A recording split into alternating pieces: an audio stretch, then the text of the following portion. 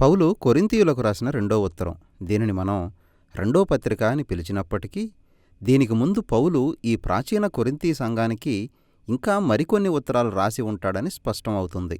తన మొదటి మిషనరీ యాత్రలో పౌలు ఈ కొరింథు పట్టణంలో క్రీస్తు సంఘాన్ని స్థాపించాడు. అపోస్తలుల కార్యాలు 18వ అధ్యాయంలో ఈ వృత్తాంతాన్ని మీరు చదవచ్చు. అక్కడి నుండి వెళ్ళిపోయిన తరువాత కొరింథులో పరిస్థితులు బాగోలేవని పౌలుకు సమాచారం వచ్చింది.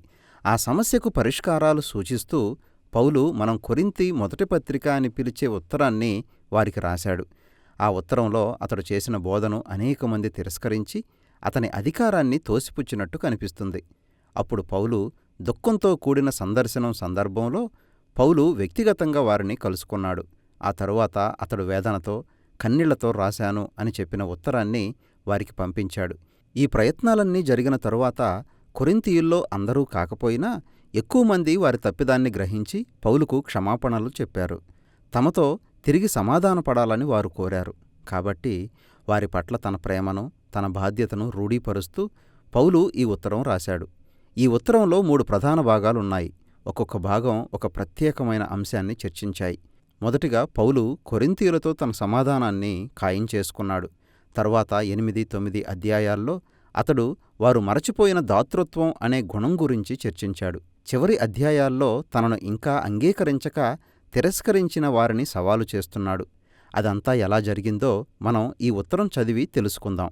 ఆ విభజన వివాదాల సమయంలో తనకు కొరింథీయులకు మధ్య సమాధానం అనుగ్రహించిన, కనికరం చూపే, సమస్తమైన ఆదరణ కలిగించే దేవునికి కృతజ్ఞతలు చెబుతూ ప్రారంభించాడు. దుఃఖకరమైన తన గత సందర్శన తరువాత తాను చాలా ఉద్వేగంతో గడిపానని అంగీకరిస్తూ తాను వారిని క్షమించానని అతడు స్పష్టం చేశాడు. వారితో ఒక పారదర్శకమైన, నమ్మకంతో కూడిన సంబంధం కోరుతున్నట్లు చెప్పాడు. ఇంతకీ మొదట వారు పౌలును ఎందుకు తిరస్కరించినట్టు? ఈ ఉత్తరం తరువాతి భాగంలో కొరింథీయులు పౌలును ఒక నాయకునిగా అంగీకరించలేదని తెలుస్తుంది. అతడు బీదవాడు, చేతిపని ద్వారా అతడు అరాకొరా సంపాదన ఉన్నవాడు. అతడు ఎల్లప్పుడూ శ్రమల్లో, బాధల్లో గడిపాడు. అతడు అనేకసార్లు ఒక నివాసం లేనివాడుగా బతికాడు. అంతేగాక అతడు అంత గొప్ప ఉపన్యాసకుడేమీ కాదు. కాబట్టి కొరింథీయులకు ఎప్పుడైతే బాగా ధనవంతులు, ఆకర్షణీయమైన క్రైస్తవ నాయకులు ఎదురయ్యారో అప్పుడు వారు పౌలును తక్కువగా చూడడం ప్రారంభించారు. వాస్తవంగా చెప్పాలంటే వారు అతడంటే సిగ్గుపడ్డారు. కాబట్టి దానికి పౌలు స్పందిస్తూ వారు కేవలం ఆయా నాయకుల ఐశ్వర్యం, వాక్చాతుర్యం చూసి వారిని ఘనపరిచే విధానం యేసును మోసగించడంతో సమానమని వారితో చెప్పాడు. అది పూర్తిగా వక్రీకరించబడిన విలువల వ్యవస్థ. నిజమైన క్రైస్తవ నాయకత్వం అంటే హోదా గురించి, న్యాయం, పోషణ గురించి కాదని పౌలు చెబుతున్నాడు. తాను, ఇతర అపోస్తలులు తమను విజయోత్సవ ఊరేగింపులో నడిపిస్తున్న యేసురాజుకు కట్టు బానిసలం అని అతడు వర్ణించుకున్నాడు. పౌలు పని అంతా తనను తాను చూపించుకోవడం కాదు, ప్రజలకు యేసును చూపించడం.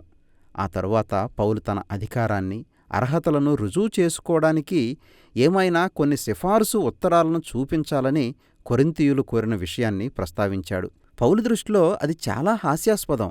అసలు తాను ప్రారంభించి ఉండకపోతే ఆ సంఘం అసలు ఉనికిలోకి వచ్చేదే కాదు. కాబట్టి తన యథార్థమైన నాయకత్వానికి వారే తన రుజువు అని అతడు చెప్పాడు. వారే తన సిఫారసు ఉత్తరాలు.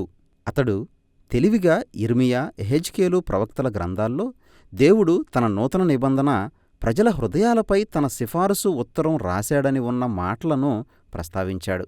అంతకంటే ఎక్కువ రుజువు కొరింథీయులకు అవసరం లేదు. కొత్త నిబంధన అనే మాట ప్రస్తావన దేవునికి, ఇశ్రాయేలుకు మధ్య మోషే మధ్యవర్తిత్వం ద్వారా ఏర్పడిన పాత నిబంధనకు, దేవునికి కొరింథీయులకు మధ్య ఆత్మలో యేసు మధ్యవర్తిత్వం ద్వారా ఏర్పడిన కొత్త నిబంధనకు మధ్య ఉన్న సుదీర్ఘమైన పోలికలను చర్చించడానికి దారితీసింది. సీనాయి కొండ దగ్గర చేసుకున్న పాత నిబంధన నిజంగా మహిమాన్వితమైంది. అది మోషే ముఖం ప్రకాశించేలా చేసింది. కానీ ఆ మహిమ క్రమంగా తగ్గిపోయింది.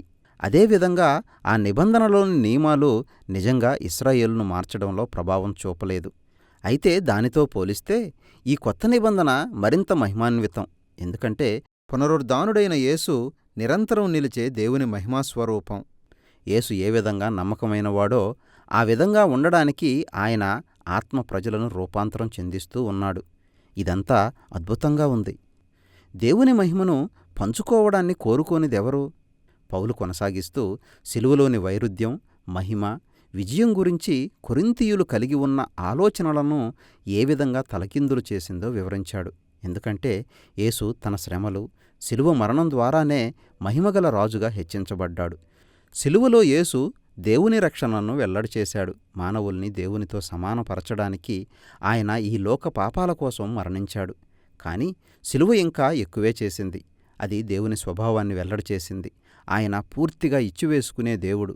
బాధకు లోనయ్యేటంతగా ఇతరుల క్షేమం కోరేవాడు. సిలువ మనల్ని మనం ఉపేక్షించుకునే జీవన మార్గాన్ని చూపించింది. తన జీవితం, తన పరిచర్య సిలువను అనుకరించేవిగా ఉండాలన్నదే పౌలు ధ్యేయం. అందుకే తన అపోస్తలిక పరిచర్య అంతా దీనత్వం, శ్రమలు, పేదరికంతో నిండి ఉన్నప్పటికీ అదంతా అతడు కొరింథీయులకు సేవ చేయడానికే. కాబట్టి వారు పౌలు పేదరికాన్ని, శ్రమలను తోసిపుచ్చారంటే వారు యేసును కూడా తోసిపుచ్చినట్టే. పౌలు జీవనం, అతని నాయకత్వ విధానాలే వాస్తవంగా అతడు సిలువ వేయబడి తిరిగి లేచిన యేసుకు ప్రతినిధిగా ఉన్నాడని రుజువు చేస్తున్నాయి. పౌలు కొరింథీయులతో నిజంగా సమాధానపడాలని కోరుతున్నాడు. కానీ వారు సంపూర్ణంగా రూపాంతరం చెంది సిలువలోని ఈ తలకిందుల వైరుధ్యాన్ని అంగీకరించేదాకా అది అలాగే అపరిష్కృతంగా పడి ఉండడానికి అంగీకరించాడు. భారభరితమైన ఈ విన్నపం తరువాత పౌలు కొరింథీయులు మరిచిపోయిన దాతృత్వం గురించిన చర్చ ప్రారంభించాడు. యెరూషలేములో కలిగిన ఒక కరువు వలన అక్కడి యూదు క్రైస్తవులు పూర్తిగా పేదరికంలో పడిపోయారు. వారి కోసం పౌలు తాను స్థాపించిన సంఘాల్లో డబ్బు పోగు చేస్తున్నాడు. వాటిలో ఎక్కువగా యూదేతర క్రైస్తవులున్నారు. మెస్సయ్య అయిన యేసులో తాము కలిగి ఉన్న ఐక్యతకు సూచనగా వారంతా కలిసి యెరూషలేము సంఘానికి ఉపశమనంగా ఒక బహుమానం పంపిస్తారు. అతడు నాటిన చాలా సంఘాలు కానుకలివ్వడానికి ఉత్సాహం చూపాయి. అయితే పౌలుతో తమ వివాదాలు, అనుమానాల మధ్య కొరింథీయులు ఆ బహుమానం కోసం ఏమీ పోగు చేయలేదు. పౌలు విషయంలో అది కేవలం డబ్బుకు సంబంధించింది కాదు. కొరింథీ విశ్వాసుల్లో దాతృత్వం లేదని, అంటే వాళ్ళు యేసును గూర్చిన సువార్త చేత పూర్తిగా రూపాంతరం చెందలేదని అది సూచనగా ఉంది. మీరు మన ప్రభువైన యేసుక్రీస్తు కృపను ఎరుగుదురు గదా. ఆయన ధనవంతుడై యుండియు మీరు తన దారిద్ర్యము వలన ధనవంతులు కావాలనని మీ నిమిత్తము దరిద్రుడాయను అని పౌలు వారితో చెప్పాడు. ఆర్థికాలంకార రూపంలో అతడు వారికి సువార్తను చెబుతున్నాడు. యేసు తన మహిమాన్వితమైన హోదాను లేక ఐశ్వర్యాన్ని వదులుకున్నాడు. పాపం, మరణం అనే వాటితో బీదలుగా మారిన ఇతరులు దేవుని కృప అనే ఐశ్వర్యం ద్వారా హెచ్చించబడి ధనవంతులు కావడం కోసం యేసు తనను తాను తగ్గించుకుని ఒక హీనమైన బానిసగా మరణించాడు. ఒక క్రైస్తవుడుగా ఉండడం అంటే ఈ భావనను నీలోకి లోతుగా పోదుకోనివ్వాలి. అది మిమ్మల్ని మరింత దాతృత్వం కలిగిన వ్యక్తిగా, మీ జీవితంలో మీకు కలిగిన వనరులతో ఇతరులకు సహాయం చేయడానికి మరింత ఇష్టపడేవారుగా చేయనియ్యాలి. తన ఉత్తరం చివరి భాగంలో పౌలు కొరింథీయులతో తన వివాదానికి మూల కారణంపై దృష్టి సారించాడు. అది అతడు వ్యంగ్యంగా మిక్కిలి శ్రేష్ఠులైన అపోస్తలులు అని పిలిచిన కొందరు సేవకులను గురించి. వారు తమను తామే హెచ్చించుకుంటూ పౌలు ఒక హీనమైన, విఫలమైన నాయకుడని కొరింథీయులతో చెడ్డగా మాట్లాడారు. తన గురించి తాను గొప్పగా చెప్పుకుంటున్నాడు అని ఇతరులు భావించే ప్రమాదం ఉన్నప్పటికీ వీరు నిజంగా నాతో పోల్చుకోవాలనుకుంటున్నారా అని అతడు ప్రశ్నించాడు. అదే చెయ్యాలంటే అతడు వారందరినీ మించిపోతాడు. వారు యోధా బైబిలు పండితులా? పౌలు కూడా పండితుడే. అతడు ఒక పరిసయ్యుడు. బైబిలంతా అతనికి కంటత వచ్చు. వారికి యేసును గురించి ఉన్న ఎక్కువ జ్ఞానం విషయంలో గొప్పలపోతున్నారా? పౌలైతే స్వయంగా యేసును కళ్ళారా చూశాడు. తిరిగి లేచిన యేసుతో గడిపాడు. వాస్తవానికి అతడు పరలోకంలో యేసు సింహాసనాసీనుడై ఉన్న దృశ్యాన్ని చూశాడు. అన్నింటికంటే మించి యేసు పరిచర్య కోసం పౌలు తన జీవితాన్నంతా ఇచ్చేశాడు. తన సౌకర్యాలను, నిలకడ జీవితాన్ని త్యాగం చేశాడు. అదే సమయంలో కొరింథీయుల దగ్గర నుండి డబ్బు ఏమీ ఆశించలేదు. ఆ అతి శ్రేష్ఠులైన అపోస్తలుల్లాగా అతడు డబ్బులు అడగలేదు. తన అవసరాలకు స్వంతగా పనిచేసి సంపాదించుకున్నాడు. కాని తానెన్నడూ వీటి గురించి గొప్పలు చెప్పుకోలేదని పౌలు అంటున్నాడు. ఎందుకంటే ఒక క్రైస్తవునిగా వాటి విషయం పౌలుకు ప్రత్యేకమైన ప్రాధాన్యత ఏమీ లేదు. దానికి బదులుగా తాను ఎంత లోపాలు గలవాడో, ఎంత బలహీనుడో దాని విషయంలో గొప్పలపోతాడు. కారణం ఇలాంటి అసంపూర్ణతల్లోనే లేక బలహీనతల్లోనే పౌలు యేసు ప్రేమను, కనికరాన్ని అనుభవిస్తాడు. నా కృప నీకు చాలును, బలహీనతలో నా శక్తి సంపూర్ణమవుతుంది అని ఒకసారి యేసు పౌలుకు చెప్పాడు. కొరింథీయులకు ఒక తేలికైన హెచ్చరికతో పౌలు తన ఉత్తరాన్ని ముగించాడు. వారు తమను తాము పరీక్షించుకోవాలి. పౌలు పట్ల, అతని జీవితం పట్ల వారి వ్యతిరేకత, అతి శ్రేష్ఠులైన అపోస్తలులపై వారి ప్రేమ, ఇదంతా కొరింథీయులు ప్రాథమికంగా యేసు ఎవరో నిజంగా గ్రహించలేదని సూచిస్తున్నది. రూపాంతరం చెందిన క్రీస్తు అనుచరుల్లాగా వారు జీవించడం లేదు. కాబట్టి మరొకసారి వారు యేసు ప్రేమ ముందు తమను తాము తగ్గించుకోమని అతడు పిలుపునిస్తున్నాడు. కొరింథీ 2వ పత్రిక పౌలు జీవితం గురించి, యేసు శిలువ మన ముందు నిలిపిన వైరుధ్యం గురించి ఒక లోతైన అవగాహన మనకు కలిగిస్తుంది. శిలువ మన విలువలను, మనం ఈ లోకాన్ని దృష్టించే విధానాన్ని సవాలు చేస్తుంది. మనం విజయాలకు, పాండిత్యానికి, ఐశ్వర్యానికి విలువనిస్తాం. అయితే దేవుడు దీనత్వానికి, బలహీనతకు విలువనిస్తాడు. ఎందుకంటే యేసు పొందిన శ్రమలు, మరణం, పునరుద్ధానంలో దేవుని ప్రేమ, ఆయన శక్తి వెల్లడయ్యాయి.